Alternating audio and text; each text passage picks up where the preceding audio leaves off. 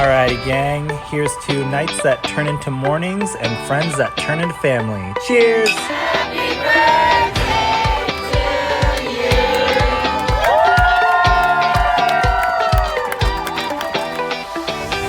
Hello, and welcome to the Friendship IRL podcast. I'm your host, Alex Alexander. My friends, they would tell you, I like to ask the hard questions. You know who I am in the group. I'm the person that's saying, okay, I'm going to ask this question, but don't feel like you have to answer it. And now I can be that friend for you too.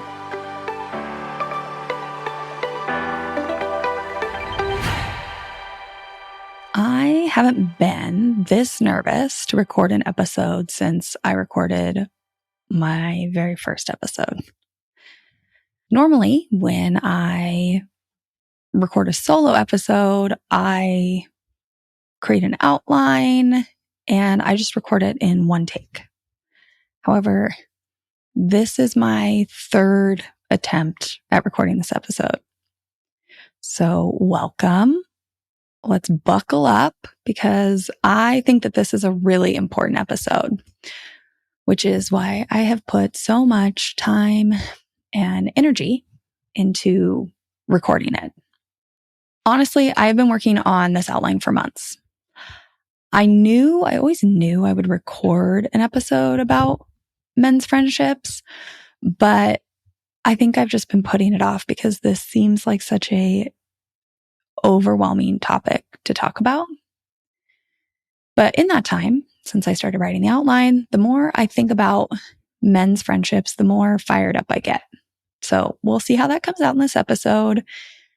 And this outline that I built that I thought was one episode has split into two. This episode is more of an intro, giving you kind of a foundational new way to think about men's friendships. And then part two will be more of like what we can do about it. And this first episode is more research-based. It was inspired by the various reading and listening and whatnot that I've done by some of the most profound thought leaders. There's also some parts of this episode that will be me expanding a little bit further or throwing out some ideas on how, my ideas are mainly about the how, like how these systems are playing out and then the impact they're having.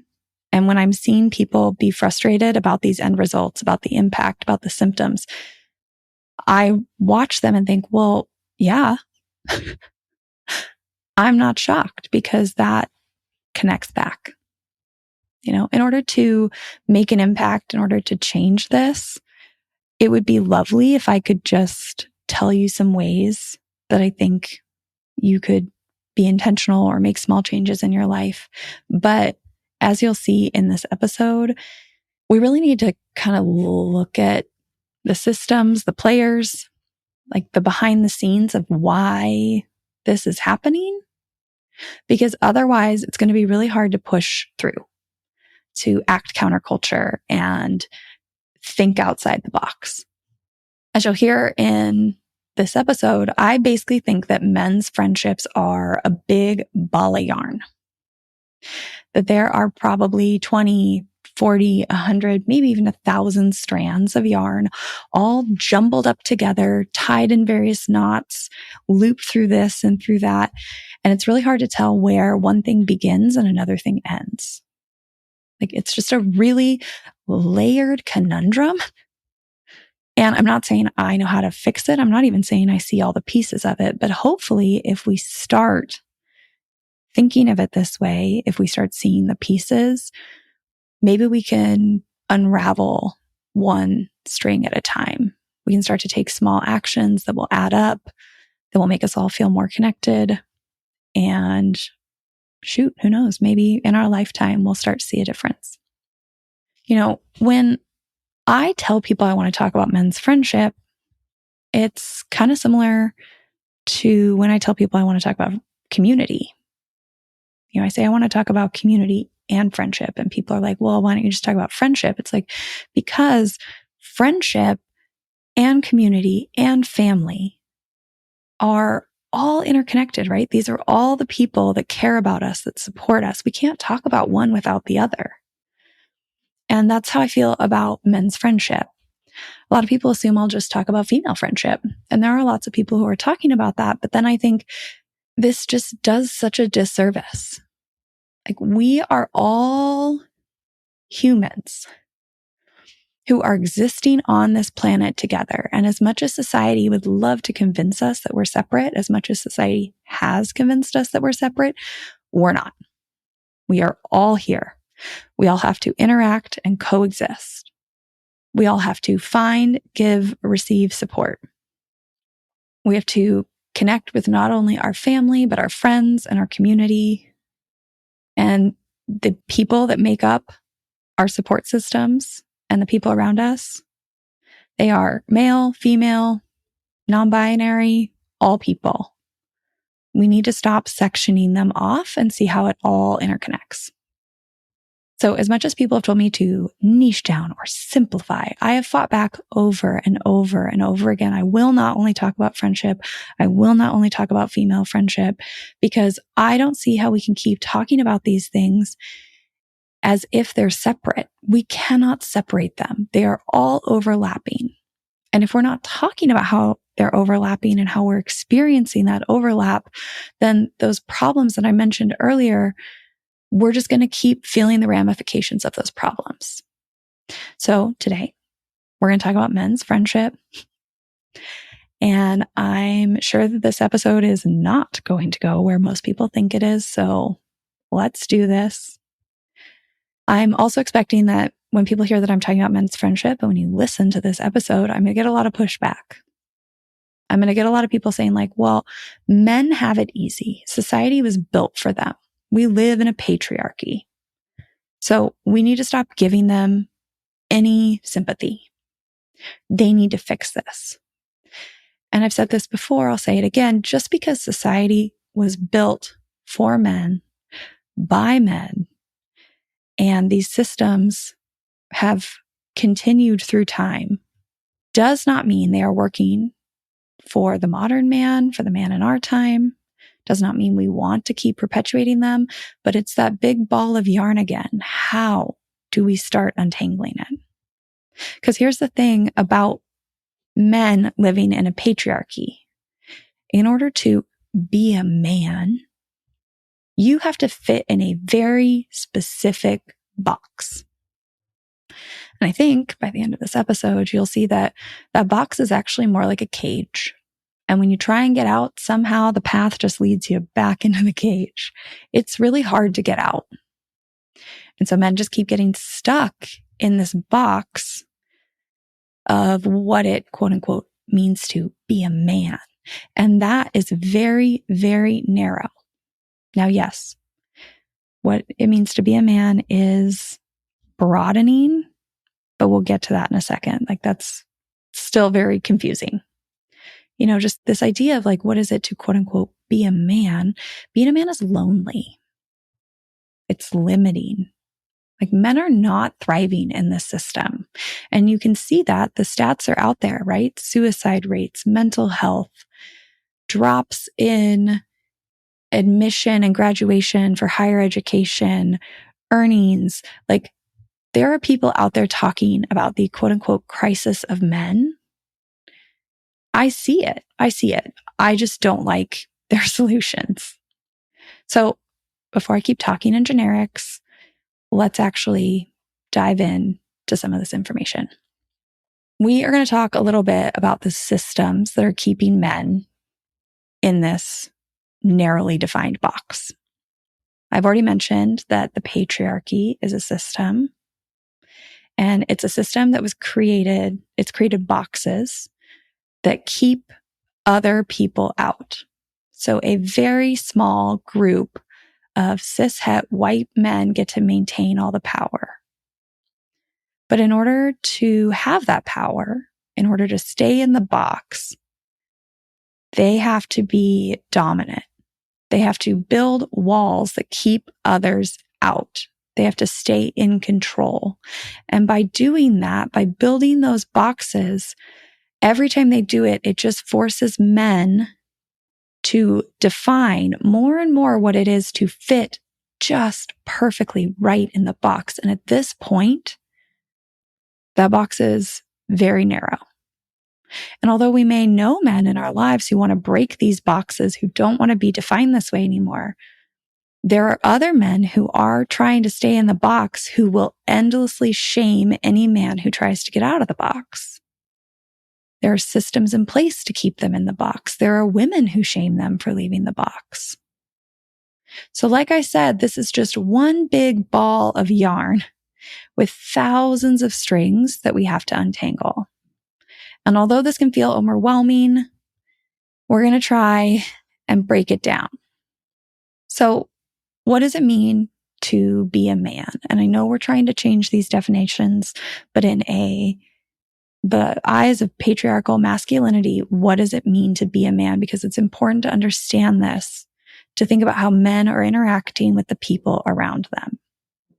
To be a man is to be powerful and therefore to be dominant, to be self-assured and therefore look like you have it all together, to be strong and therefore not show any weakness, not share any information that someone might use against you. Men should be self-sufficient and therefore they don't need any help. Men should provide and therefore forsake any interests that get in the way of them being that provider.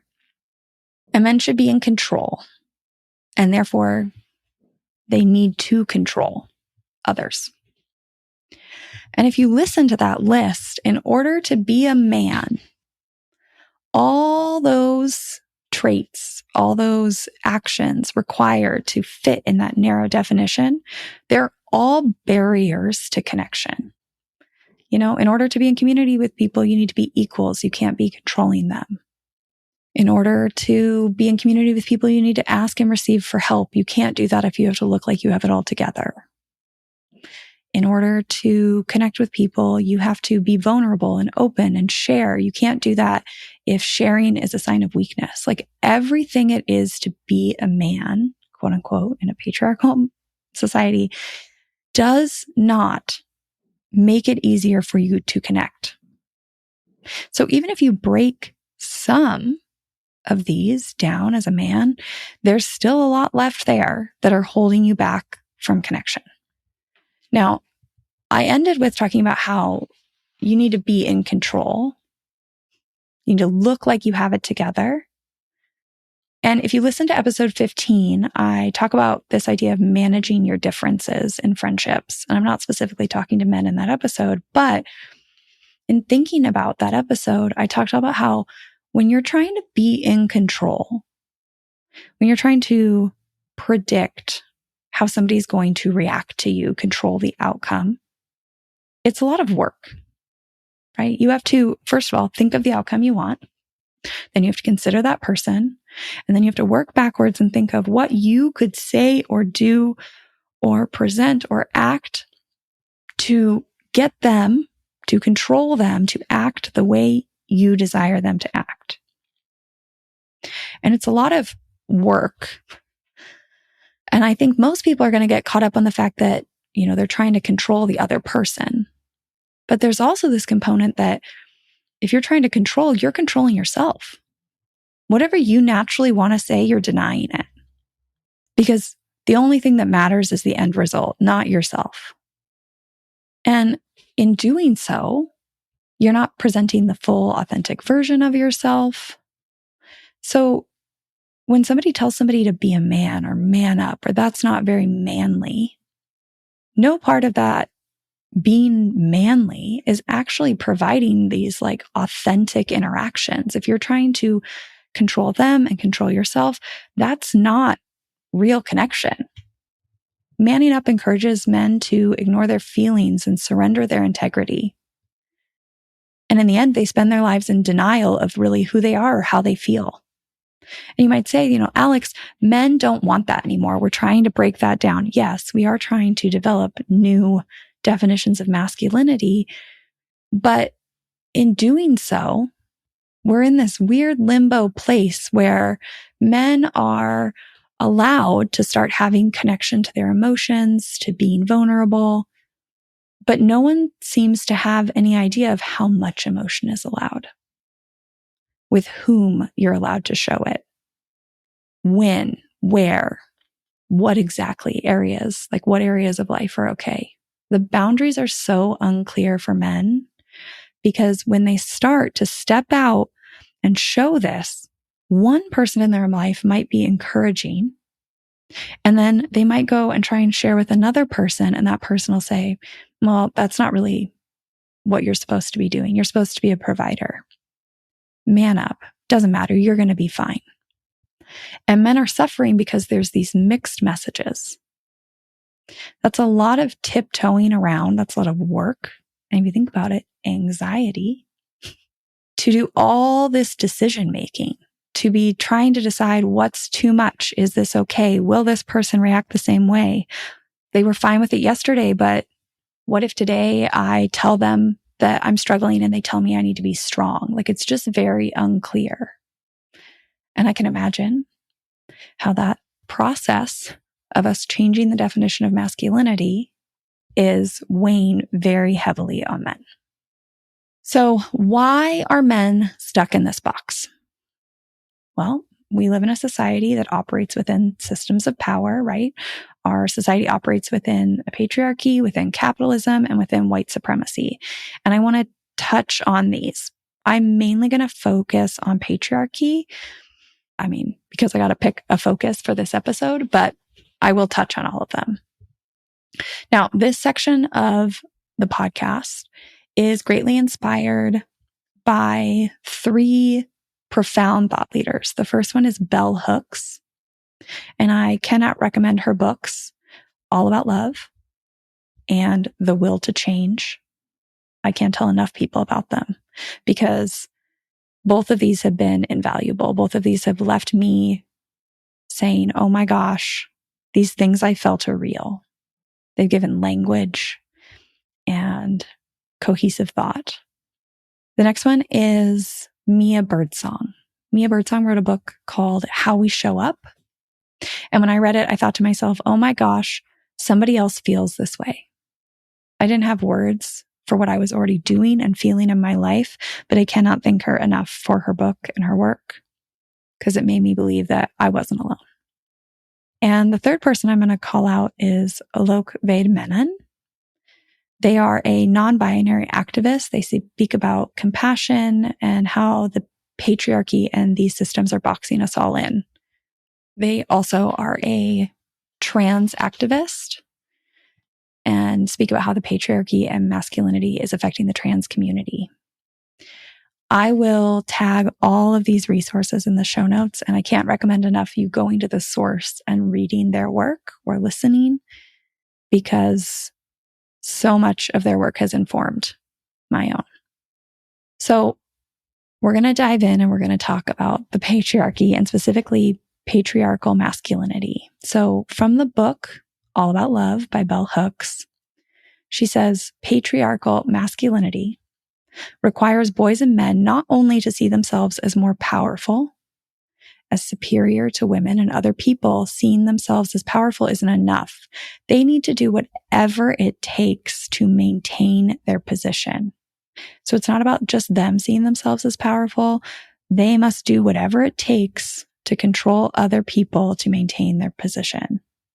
So in order for men, quote unquote, a man, and stay in this very narrow box, they have to be in control not only of others, but of themselves. They have to control themselves, tamper themselves down, deny, lie, do whatever it takes to stay in the box, but it's pretty miserable in the box. So what that means is in order to survive as a man within a patriarchal society, they quite often have to lie to themselves about how they're feeling. They have to deny things so that they can look in control or strong or like they have it together, like they don't need anyone. Which boils down to men aren't supposed to have feelings. Think about the term man up or be a man. They're all telling you to forget about the feelings, to move on, to pretend they don't exist. And because of this, because when you have a kid and you want him to grow up and you want him to fit in the society and be successful, most boys aren't even taught about their feelings. At a very young age, a lot of boys are told that they should forget their feelings, that they should ignore them. You know, in doing this and hearing this idea of like being a man and manning up, there's not a lot of constructive conversation. You don't learn, first of all, what your feelings are, but then second of all, how to actually have a conversation about them, how to process them, voice them, discuss them, work through them. Instead, men just hear a lot of, you'll be fine, you got this. So then they have two choices, right? They can either learn about their feelings, but suffer in silence, accepting that they have those feelings, but never voicing them. Or they can control themselves in a different way where they deny that they even have feelings. Whatever they do have, they compartmentalize them and dissociate them. They never verbalize them and basically deny that a piece of themselves even exists, which means that they aren't really being authentic. They aren't being seen. They aren't being fully themselves. And that makes it very, very hard to be in relationship with someone else if you can't be yourself. We've already talked about that in multiple other episodes. People are feeling this in all sorts of ways. And I think a lot of men are feeling this. And as we've already discussed, it's hard to anticipate how you want someone to react and then what actions it will take for them to react in that right way. It's a lot of work to twist yourself into the right version, the right actions to elicit the right response. Now we're going to add another layer to this, which is that in a patriarchal society, we are taught that love is a feeling. Think about it. When you say, I love you so much, right? I love you. I'm pressing my hands on my chest about this feeling. As if it doesn't matter what the other person feels. I love you. Why is this important to bring up? Well, believing that love is a feeling is problematic. You know, most dictionary definitions really emphasize this idea that love is a feeling. They emphasize love as a profoundly tender, passionate affection for another person. But the problem is that love, if it's a feeling, that feelings are fleeting. Feelings come and go. In that moment, we might love them so much, and the way we're acting shows that love. But very shortly after, the actions may not be very loving. And somebody can just turn and look at you and say, but I love you. This idea of love as a feeling is something we really need to examine for all of us, but especially when it comes to men and friendship and connection. M. Scott Peck's has a book called The Road Less Traveled. And in it, he says that we need to look at love as an act of will. That love is both an intention and an action, and that it has nothing to do with feeling. From the book All About Love by Bell Hooks, Hooks says, to truly love, we must learn to mix various ingredients: care, affection, recognition, respect, commitment, and trust, as well as open and honest communication. Love is a process of investment. And when you see love as a process to nurture our own and another, it becomes clear that you cannot claim to love if you are hurtful or abusive. Now, why does all of this matter in an episode about friendship? Because we have a bunch of men who are told that their feelings don't matter, that they shouldn't express their feelings, that they should tamper them down, that they should deny them. And yet we believe that love is a feeling. Do you see how this could be a little confusing? So if love is a feeling and they aren't supposed to talk about their feelings, they aren't supposed to show any weakness, care, affection, or openly communicate, if we look at Hooks' definition, and then we just shove men out the door being like, go make some friends, do we really think that's going to go well? Men are caught in an endless loop where they can't win any which way. Not under our current belief system, not in this transition. Because love is a feeling, they need to control their feelings, and they need to control the feelings of others. Therefore, feeling good, if we're looking at when men are trying to control the other people, right? When it is most important that the other person they're interacting with feels good. And therefore, they should control anything they say or do to make sure that the interaction leaves positively. Because that's love. Love is that positive feeling. But they aren't. It's an endless loop that makes no sense. And it keeps confining men into these boxes. Because, if you're out there trying to get closer to your male friends or connect with somebody in your community, like at some point you're going to hit a roadblock in which you're told that love is this feeling, but you can't show feelings. You can't receive help and care on the back end. So it's no wonder that men feel like they just have these flat interactions.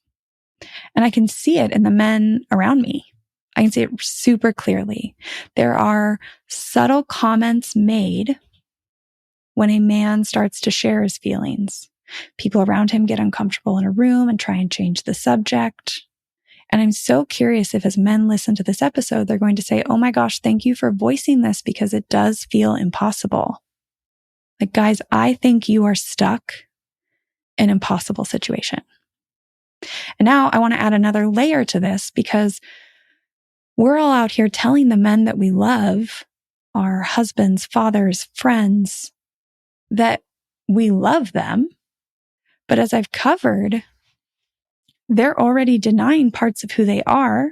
They're not showing all their feelings. So when we say, I love you, how confusing would it be to constantly wonder, well, do you love me or do you love the strong version of me that I'm showing up as? That is so much work to try and decide which version to show up today as you start to peel back these layers. Now, if you've listened to episode 19 about my childhood, gentlemen, I get it. I felt like I lived in a show. That's how I describe my childhood. I felt like I lived in a theater where I acted one way to the public and one way at home. But if I'm being honest, neither of those were me. So if you're a man and you're listening to this and that's how you feel, I fully understand how exhausting this is. Now, there's one place that society says that men are allowed to have feelings and find love. And I want to talk about this. You might be like, Alex, I don't know why you're bringing this up in an episode about men's friendship, but it's important. Because the one place that men are told they can find love is in romantic partnership and specifically sexual intimacy. Right? We've covered the fact that society tells men they can't show their feelings, but they can maybe show some of their feelings to a romantic partner. How many feelings? I mean, I don't really know. Like they're supposed to show that they love you and you love them, but you're also supposed to be self-assured and provide and not show weakness. Because then they might not love you because you're not a man. Like, do you see how exhausting this would be?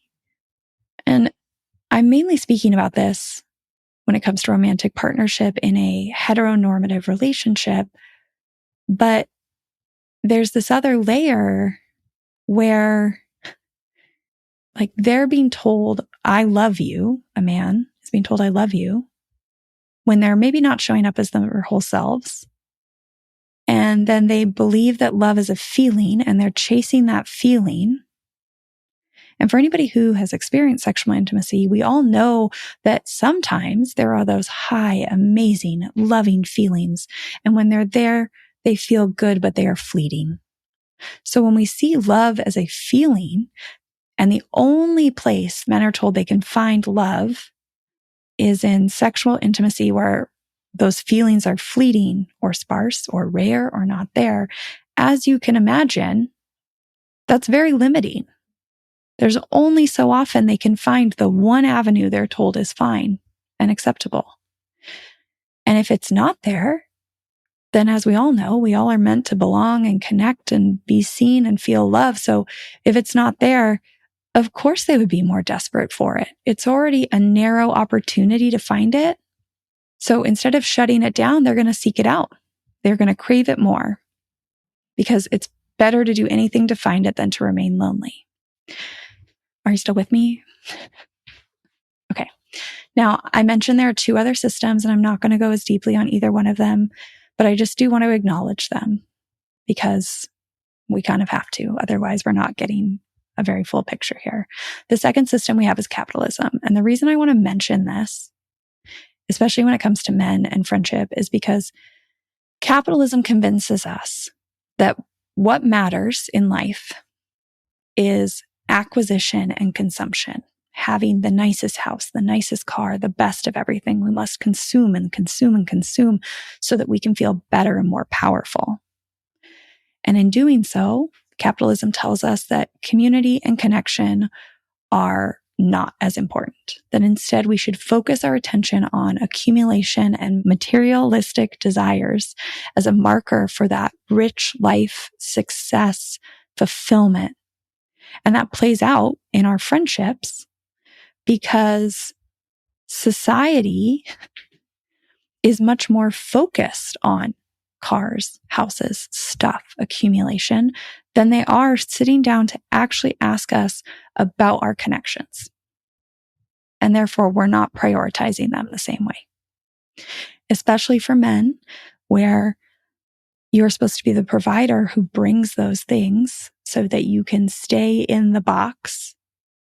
The pressure to thrive in that system is, I'm sure, overwhelming.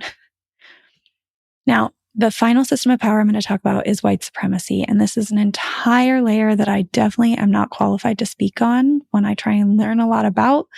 And it is very high on my list to find experts who can come on this podcast and dive deeper so that we can all learn how this is affecting community in our life.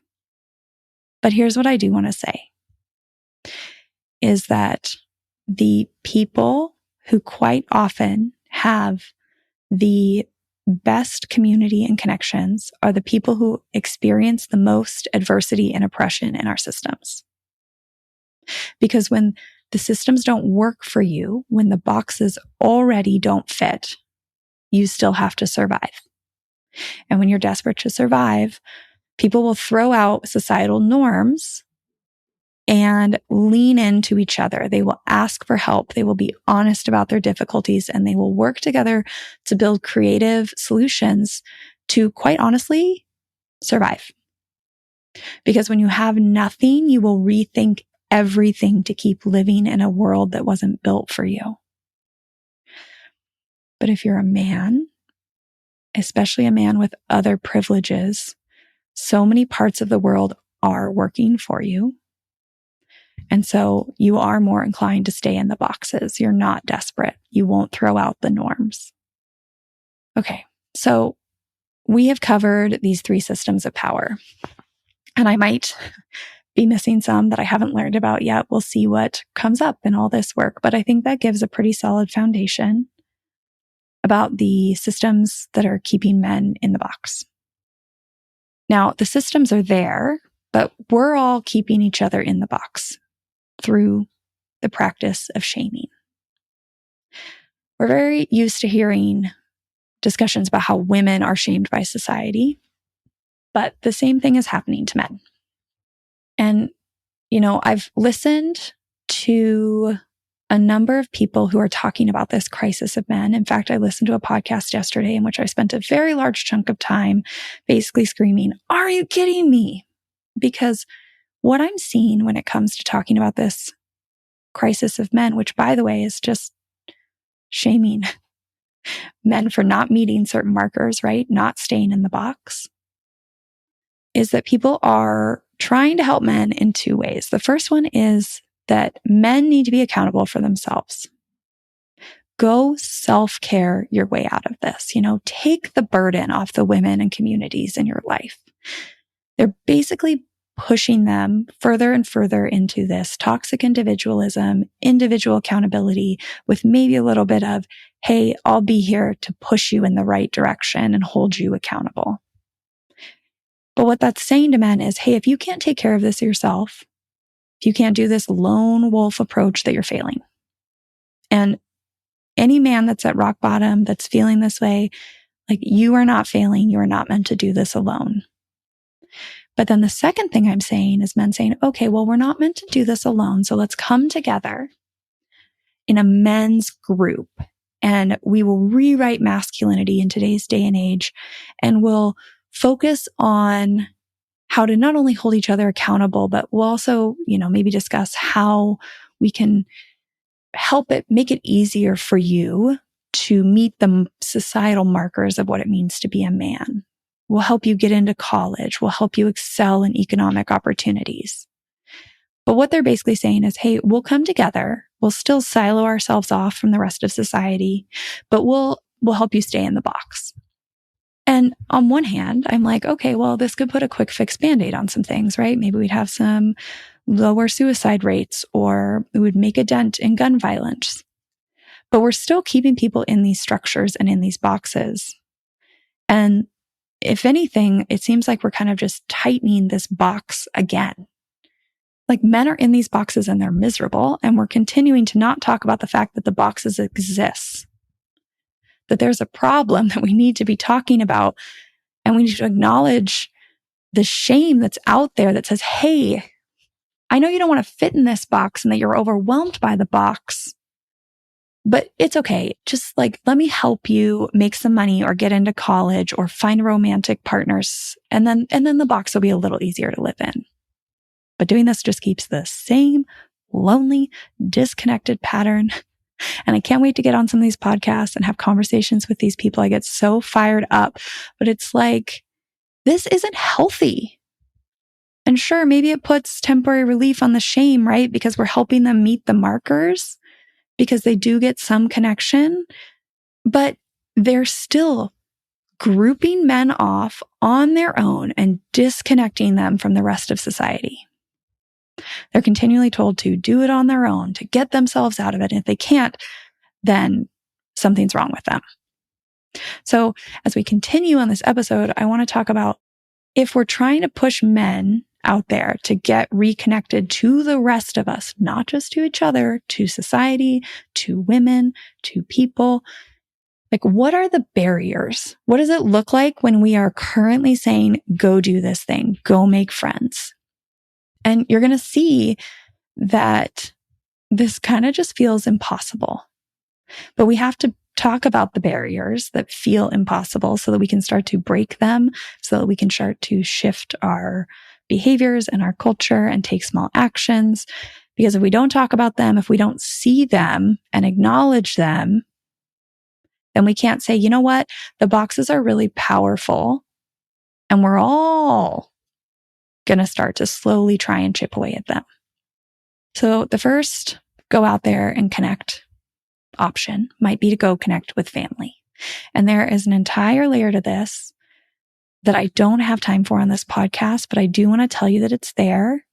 And my suggestion would be for you to go read The Will to Change by Bell Hooks. I don't have time, maybe in another podcast, but as you know, I don't like to only talk about friendship. I want to acknowledge that this piece is there. So then the other place we might be pushing men to go connect is to community. And it's very hard to connect to community when you can't show any weakness, when you can't ask for help. It's hard to connect to community when success as a man is defined as going it alone. A very, very, very vital part of community is giving and receiving, is sharing and learning, changing your opinion, rethinking. You can't do any of that in that patriarchal definition of masculinity.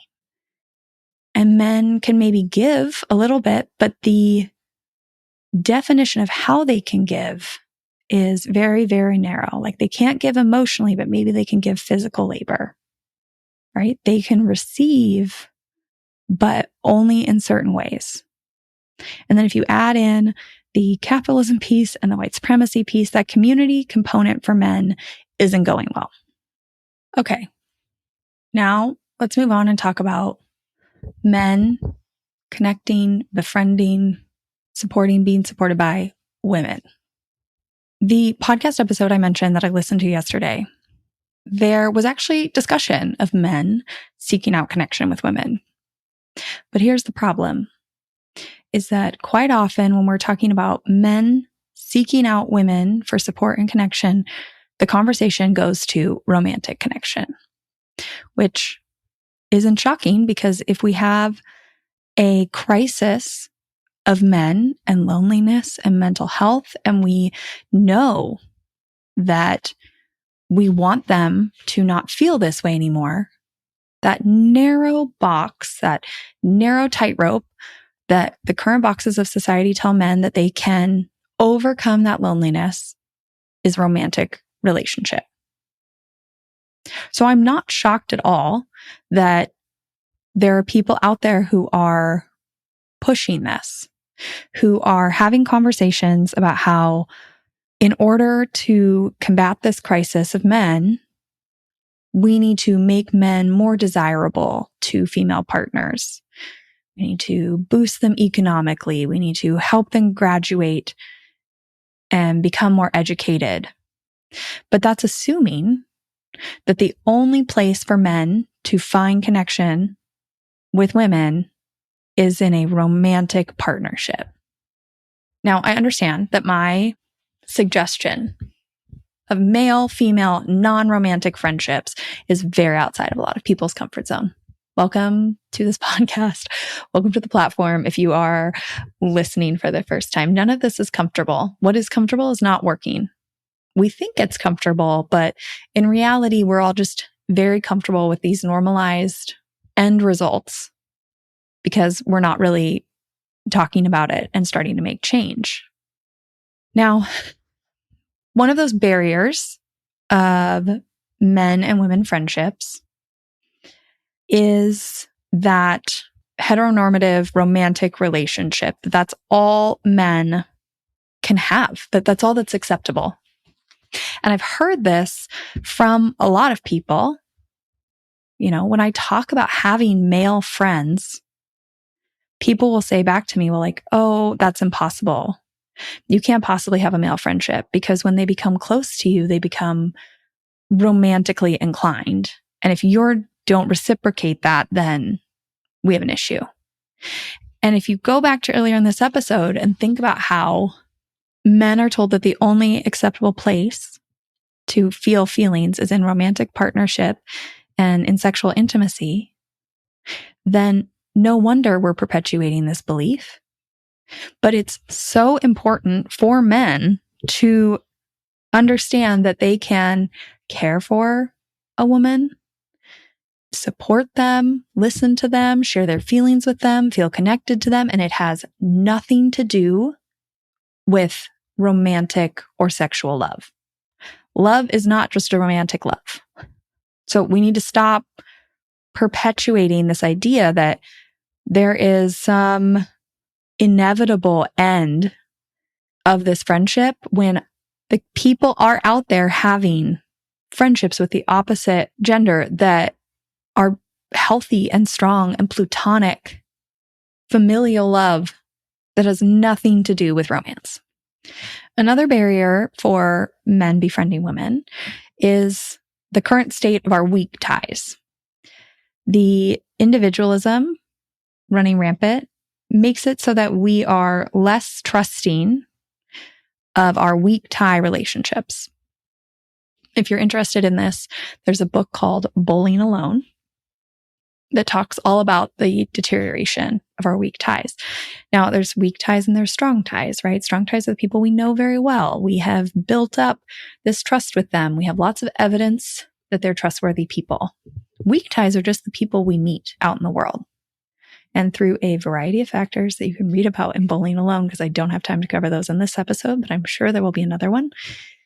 This harms men's friendships because we have all this evidence out there through the media, through firsthand accounts, that male-female friendships are not safe, that there could be sexual assault, for example. So we're on edge the entire time. And I don't have a particular solution for that for this episode. I have some ideas in the next episode, but just know that like this is working against men, because every time they walk up to a woman, the assumption is that the only thing they could possibly be interested in as far as a connection is a romantic sexual connection. That's all they're capable of. And if that is the assumption we're going into these connections with, they're never going to get off the ground. Another issue affecting men's friendships with women is the separate spheres that we've created. Now, this looks like feeling like, when you're together, maybe with a group of friends, that men go off and talk about whatever they're going to talk about and women talk about what they want to talk about, and that they could never possibly be interested in the same things, which is just not true. If we all talked about it with each other, we might start to understand that a lot of us actually have a lot of overlapping experiences, feelings, interests, whatnot. But it's hard to break those spheres, right? That would be outside the box, outside the norm. Another issue with men befriending women is that men are taught that social connection is women's work. And one way that we see this is that people in a heteronormative relationship get married, and a lot of men, like they're told that their role is to provide, to work, to care for their spouse and their children, to take care of themselves, to be self-sufficient, to self-care. Building themselves a community for support is not seen as something that makes you manly.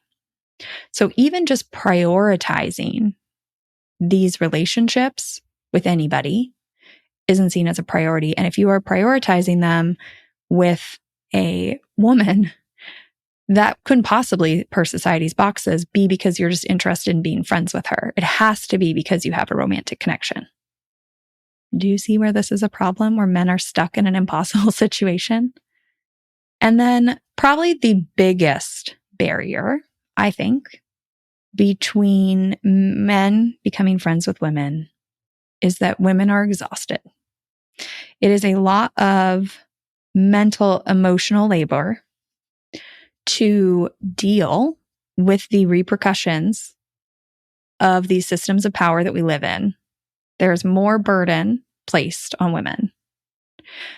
So even the mention of leaning in and helping to be a part of the solution and providing mental emotional labor for men gets a lot of women up in arms. The catalyst for recording this entire podcast episode so soon, for me not putting it off anymore, is that there's an article, I believe it's in the New York Times, that talks about how men have no friends and women carry the burden. So what does that look like, right? We talk about how men aren't taught to have feelings. So if you're a grown man nowadays, you are trying to learn this. A lot of men I know, at least, are trying to break down these systems of power, rewrite what masculinity is. Quite often, the route to do that is that men are encouraged to go find therapy, to go let it out. But like that is now an okay place for men to go. But when you go to therapy, you still need to practice this newfound skill of being open and vulnerable. And as we know, when anyone learns to do anything, they are probably not very good at it in the beginning. So as a woman, to sit down and listen to a man, the work is, one, like being okay with the fact that this doesn't fit society's boxes. Two, that when men come to you with their feelings, they may be kind of jumbled and a mess. And they probably aren't going to very many people, right? So if you are one of those women that is trusted by a man in your life, whether it is your partner, your father, your sibling, or maybe it is a close friend, you might be one of very few, and you feel a lot of pressure to be this person's support, because otherwise they won't have any, and that's not healthy. And you love them and you care about them, so you want them to have this. But it's exhausting to be that one person. It's exhausting to continue to tell them to go work on this skill set, that it's important. It's exhausting to live with the repercussions of this system where you have more work. And it's exhausting to sit with the men in your life as they try and learn the skill set. So a lot of women will say, I don't even want to do this. And I hear you, because I have done this work. I've been the woman that sits there, I haven't really talked about this on the podcast, but in high school, I was a coxswain on the men's crew team, which means I was the person that sits in the back and steers and yells. I did this all through high school and most of college. What that looks like is that I was one, maybe two females on the men's team, me and 60 other guys. So a lot of my friendships were me, a woman, with a lot of men growing up.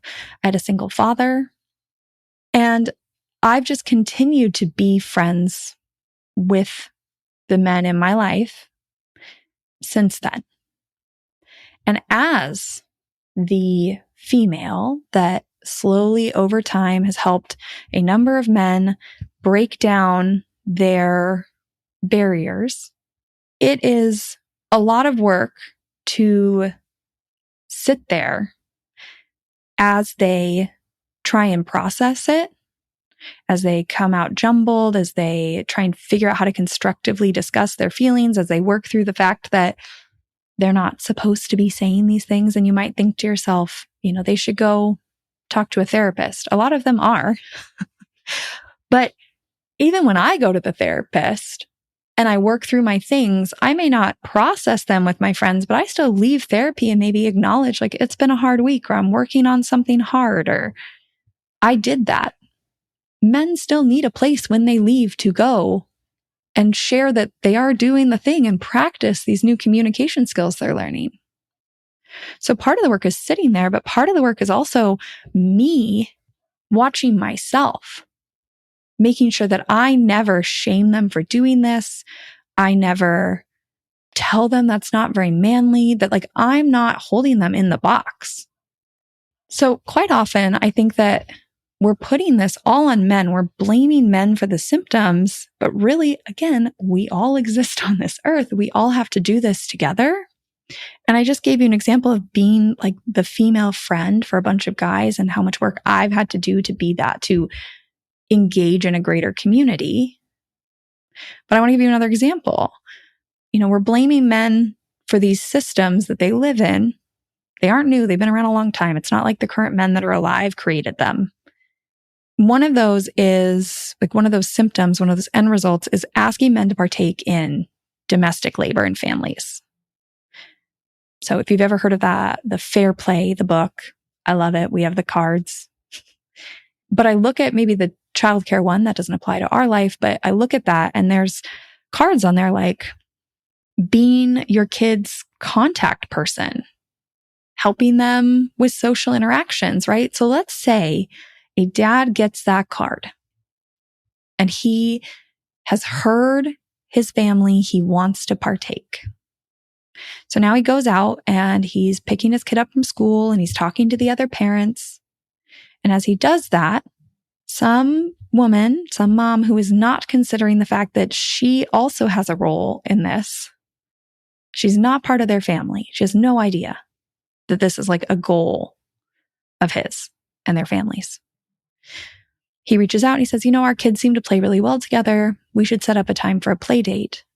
And she says something like, well, we can do that, but maybe your wife should get my phone number because there's a variety of factors playing against him here, right? Society says that if he gets her number, that might be a threat to both of their marriages, that he might be dangerous because we don't trust in weak ties, that this isn't very manly. This isn't what he's supposed to be doing. And suddenly, this very simple interaction, because we see this as like a men's problem to fix, he isn't going to be able to make any progress. And yet we continue to just yell about how men need to get involved and fix this. But no matter what, women also need to partake in unraveling this big ball of yarn. Whether it's by being the people that have learned how to communicate about their emotions, who are practiced at this and engaging, whether it's starting to consider that there can be connection for men besides romantic connection, whether it's simple interactions that allow men to be active members of society and partake in things like the care of their family, we cannot escape the labor. It's there. Okay. One more dynamic. Male friendships with other males. Now, when I recorded this episode, this is probably what you all thought I was going to talk about, is how men can befriend other men. I am all in on men befriending other men. I encourage the men in my life to make friendships. But as you've seen in this episode, men seem to have become disconnected, not only from each other, but from the rest of society. Like they are in their own box where some of them want to do anything to stay in the box to be acceptable. Others want to break the box. They're shamed for not participating in society, but yet society shames them back when they try and do new things outside the box. They aren't taught how to do any of this. And if they really just put their stake in the ground and they say, I'm going to break this mold, I'm going to rethink masculinity, I'm going to prioritize connection, they will still get subtly shamed by the people around them for not fitting this like accepted mold of what it means to be a man. And a lot of what I see when it comes to conversations about male friendship is twofold. One is that men just need to take care of themselves. They need to self-care. They need to be accountable. That it is a burden on women to put this on them. And all this is doing is perpetuating this hyper toxic individualism. It's keeping men cut off on their own island. It's continuing this idea that men are successful men if they can do it all alone. It's also ignoring the fact that in order for men to have time to do all these things and all this accountability in a heteronormative American dream relationship, the women are still off having to care for the kids and try to care for themselves with limited time. Like the solution is not for men to go off and self-care their way out of this. There's also a lot of conversations about, how men should get together with other men, learn what it is to be a man, to hold each other accountable and rebuild what being a man is and integrate together. But again, what we're telling men is you go off on your own. You can share your feelings here in this group of men, but you're still not connected to the greater society. And we will talk about what it means to be a man. We'll rewrite the definition to include each other. But there's still a very narrow tightrope that men are walking. And now we've added in the layer of accountability and shaming each other if you can't do it. And you're a bad person if you can't get yourself out of this problem on your own. If you can't figure out how to be mentally stable and fit and self-accountable and successful in your career, like you're a failure. So I really don't think that this is solving the problem. I think it's just putting a Band-Aid on certain symptoms. Like maybe if we can get men to be self-accountable and whatnot, we would have less gun violence or lower suicide rates. But certain men still aren't going to fit into this. They don't want this. They won't do this. So I really don't think long-term that's like the solution to all this. And fun fact, men actually report that being friends with other men is much harder than befriending women. That men have a much easier time sharing with women, which now that we've talked about it is probably because one person is a little more emotionally savvy. But the biggest reason is because men are so in their heads about what it means to be a man that whatever those expectations are, it's hard to overcome or convince another man that your definition might be different, but it is still valid. The other piece is that if you're being held in this very uncomfortable, tight box by society, and you decide, you know what? I don't want to be here anymore. So you start to get out. The people that are still stuck in the box are going to shame you and call you out because they're super uncomfortable and they can imagine you not being miserable, not inside the box. Like, what is the point of them forcing themselves in the box, tampering down all their feelings, feeling disconnected, feeling on their own island, if you aren't all going to do it together? Men do have friends. This is not to say men have no friends. Studies show that men have nearly as many, numbers-wise, friends as women. But quite often, men's friendships are called shoulder-to-shoulder friendships, which means that because they have this fear of vulnerability and authenticity and opening up because it might get used against them because they have to look like they have it all together and they can't admit that they need help or support, they often end up spending time together doing activities. And in doing those activities, because they have to overcome the expectations of other men about what it means for them to be a man, they quite often don't share. They aren't open. They don't ask for support. And you'll see this if you're around male friendships, in that if somebody is vulnerable, if somebody does admit something, you might watch the men in your life get really uncomfortable because in their minds, kindness is not acknowledging it and being supportive. Kindness is pretending that you never made this admission and that you are still as much of a man to them. That is the kindest thing you can do as a friend. And now that I've said that to you, I'm curious to see how many people start to notice this in their everyday life. So what happens is men go and do these shoulder-to-shoulder activities, and then they come home, and we're going to use heteronormative relationship dynamic here. I might ask, how was golfing? Was it good?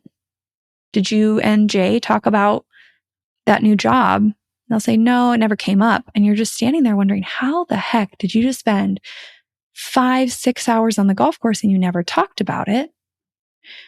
And then I understand why people, women, whatever, are frustrated because it's like you went and spent all this time together. You didn't actually get any support. So now you're back home. I've been doing all the labor of keeping our life going.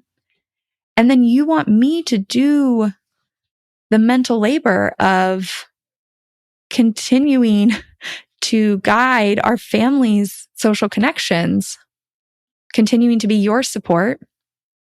So I get why it's frustrating, but I always am out here talking about, like, I generally use Michael, my husband's fantasy football league, right?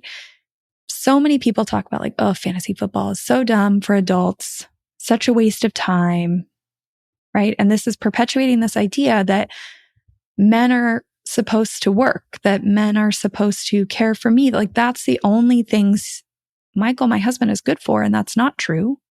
He's also allowed enjoyment and fun. We don't have any kids, so I get that that adds a layer to this.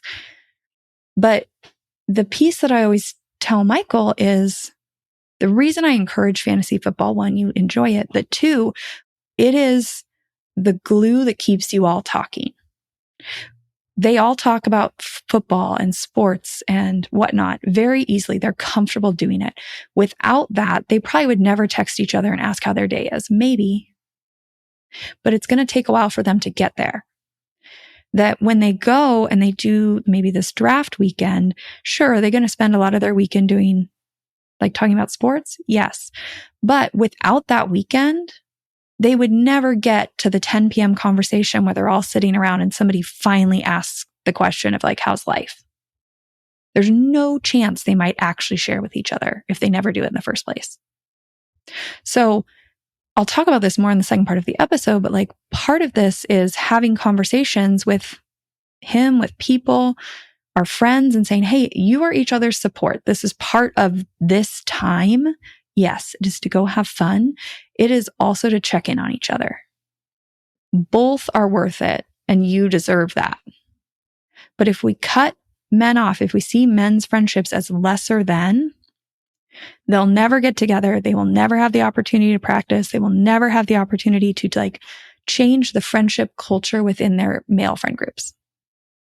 But if you notice, a piece of this layer is like me and the other women in their lives encouraging this and saying, this is better for all of us.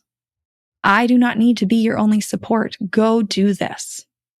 Nobody can do any of this change alone. We all have to be bought in. And the final thing I want to say about men's friendships is that male friendship is so fragile that we actually have a term for male friendship, right? We call it bromance.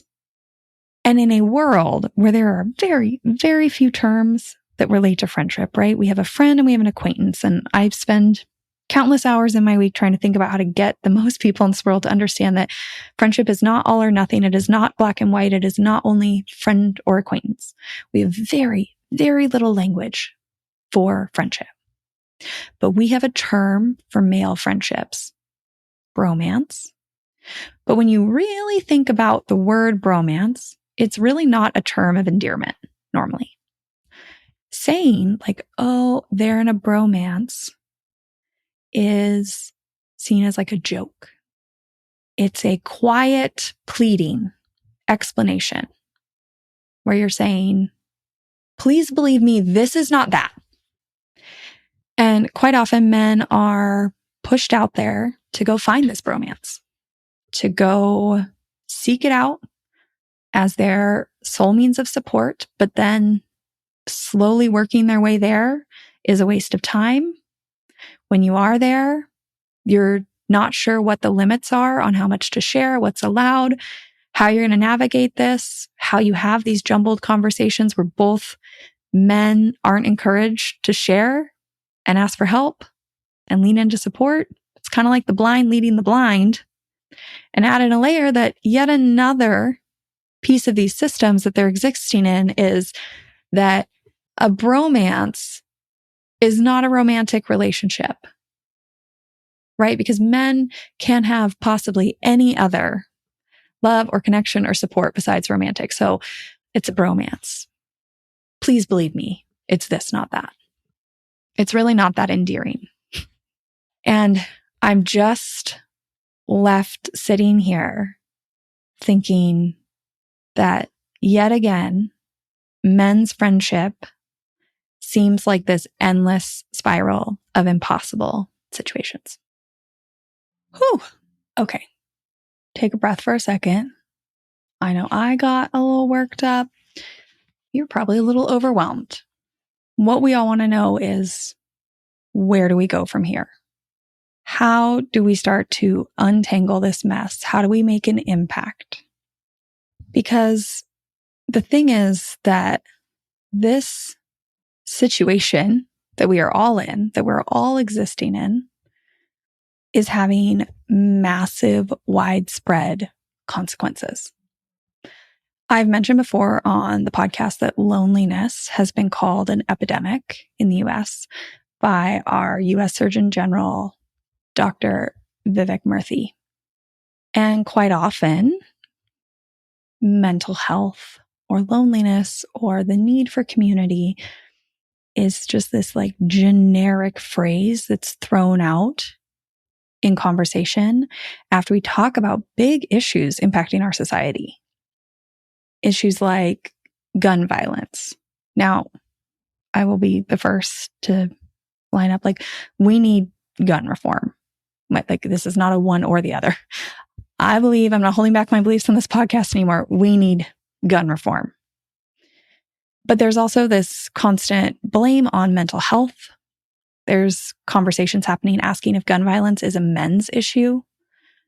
But then I sit there and think, what about mental health? What is leading to all this depression in men? Well, feeling like they don't fit in the box, feeling ashamed. What is causing all this anxiety?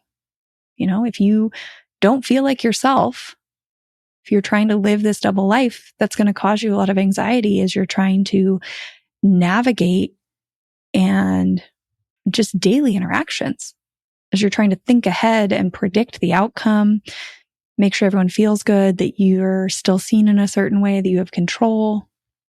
Research shows that men who have a fear of showing emotions also tend to display the most violent behavior.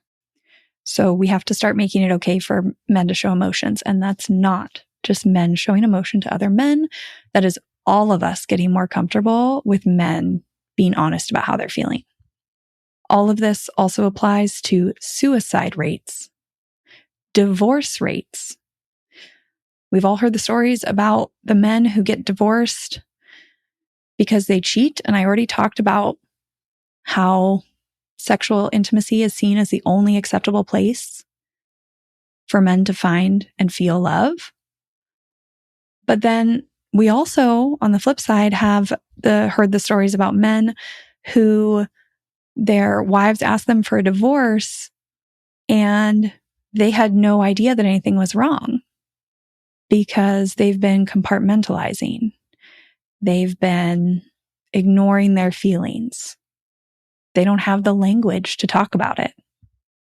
And then we also have this issue with men who get divorced. I've heard this from many men who have gotten divorced and realized that they actually have no friends, that their entire social circle was dependent on their wife, that their wife had friends and they hung out with their wives' friends' husbands, but those people weren't actually their friends.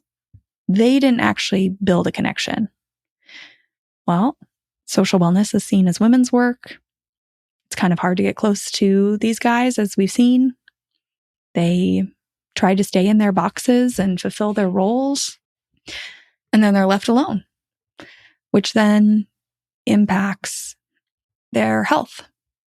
You know, studies recently have come out showing that the greatest predictor of life expectancy is connection. The greatest predictor. So if the current boxes of society are not built for men to have connection, it's literally killing them. Another big societal issue is sexual assault. You know, there's lots of conversations about getting to men to help them with the loneliness and the impact. Like, what if men were just allowed to be friends with anyone without these boxes, men, women, people, and they started to see women in their life, people in their life, as people, not just wives and sisters and mothers who live in this other sphere of the world, you know, that they exist, but men are not existing with them. If suddenly they could find and feel connection and love that didn't just come through sexual intimacy, don't we think that that would have a trickle-down effect on sexual assault? You know, there's all these conversations out there about emotional, domestic labor. We want help, but it's not manly to help. And we're trying to break that down. But there's a lot of barriers for guys to do that because they aren't always allowed to just partake in the greater community because somebody might interpret that as more than just a friendly connection. Substance abuse is another huge issue. If you can't be yourself, would make sense that you might try and numb that. to dissociate and deny and tamper all that down. Trans rights. You weren't expecting that one, maybe you were. There is a beautiful episode, one of my favorite podcast episodes I've ever listened to of all time, on the Man Enough podcast with Alok Vaid-Menon. I've listened to it 3 times.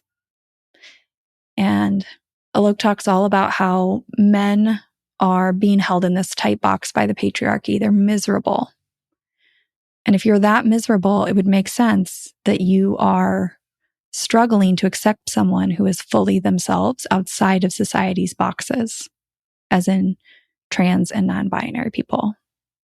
And that it would make sense, if you're in that much pain, that you would want to cause other people the same pain for being free and being seen and being themselves. It's truly, I can't tell you the number of people I've shared it with, and I'm sharing it all with you. Go listen to that episode.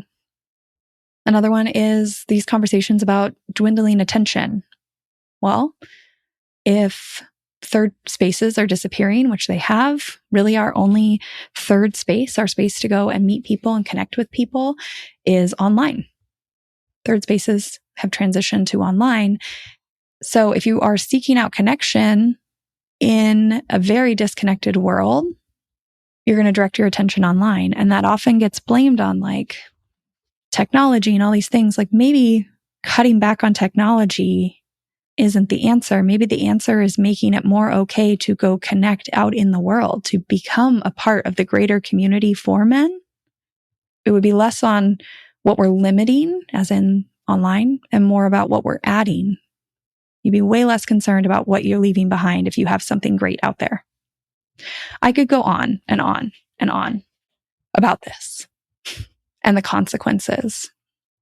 I want to tell you one more story related to me when I think of why I care so much about men's friendships. You know, I've mentioned before that my mom passed away, and that left my father as a single father of 3 kids, 13, 5, and 3. He suddenly had to become a caretaker in a world that tells him he's not, where he doesn't really have the tools, where he doesn't have the support system. And I will never forget, my dad had to go because my siblings were much younger. He had to walk them up to the bus stop, and he had to stand with them when they got picked up for school in the morning.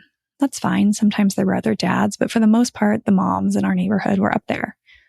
And he would go up there and just quietly drink his coffee off on the side. And after a while, after a few months, he started watching Desperate Housewives, which was an ABC, I don't know, I think it was on Thursday night sitcom. This would have been like 20 years ago. Gosh, how has it been that long? Anyways, he started watching it. And I have never actually asked him this, but if I think back, I think he started watching it so that he had something to talk to these other moms about, so he could break into the conversation, because he couldn't really say, I'm struggling, because it would make him look less manly. But if he could have something that they were all talking about that he could also talk about, then he could join the conversation and he could get the information that he really, really needed, which was, what are they doing about spring break? How are they handling parent-teacher conferences? Where do I go to buy my daughter's feminine hygiene products? But admitting those things, right, would have to admit that he needed help, that he couldn't do it all things that are not manly. So instead, I think my theory is that he just started watching the show because it would allow him in on the conversations where they might say these things, and he could just pick them up. He could overhear without having to ask. Or that maybe he would connect with them enough that he could ask these questions. But let's think about what a wild world it is that my dad didn't feel like he could just freely do that when he desperately needed support. I can't even wrap my brain around having to suddenly single parent 3 kids, let alone single parenting 3 kids in a world where they're telling him that he needs to provide, he needs to care for them, he needs to nurture them, he needs to do multiple roles, but do it alone. Don't ask for help. Don't show that you don't know what you're doing. What a sad situation. And we hear these stories. I obviously lived this, and I don't want this to be the case moving forward for other men. But we also hear these stories about how women, let's say a woman gets cancer and then her husband leaves her. And we get all down on the men, on the symptoms, on the final result. But after listening to this episode, I hope you look at it and think, that husband was taught to deny his feelings, which he probably has many of, to never really fully connect, to never be honest. Now he has to be a caretaker in a world that is telling him that is not manly, where he was never taught how, and where he's told not to go find any help. I might give up too, if I'm being honest. What a sad box and situation to be stuck in. How overwhelming. What a twisted web of knots to untie. We need to stop seeing connection as structure. If anything, at the end of this very long episode, I hope you see that we need to stop seeing connection as structure. What's acceptable and what isn't, and trying to hold each other in these boxes when we don't live in these boxes. They aren't working. Because connection isn't about structure. It's about values and love and care. It's about building what feels right. And that if we start questioning why we're doing what we're doing when it comes to our friendships, our community, our romantic relationships, our family relationships, that we might actually be able to start breaking down these boxes and rebuilding things that feel right. We can start untangling this giant ball of yarn. I hope that by listening to this episode, you now have some sort of awareness as you move through your day. We're not going to see it all. I'm still unpeeling layers of this. But you might start to see how maybe somebody a male in your life, whether you are man, woman, person, is opening up to you, and maybe you are uncomfortable and you can check yourself. That awareness is the first layer. And that after that, we can start to try and implement new actions. We can change the way we think, speak, and act when it comes to friendship and community in our lives, and slowly start to break down these boxes and rebuild things that actually feel right. So with that, I will leave you.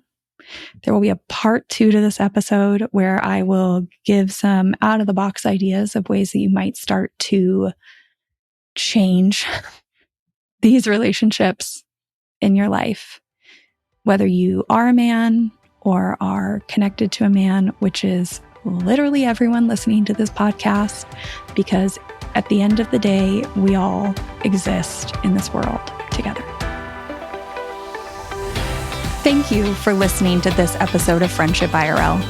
I am so honored to have these conversations with you, but don't let the chat die here. Send me a voice message. I created a special website just to chat with you. You can find it at alex.chat.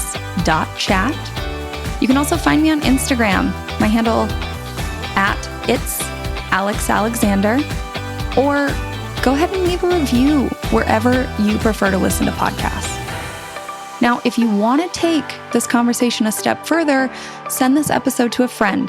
Tell them you found it interesting, and use what we just talked about as a conversation starter the next time you and your friend hang out. No need for a teary goodbye. I'll be back with a new episode next week.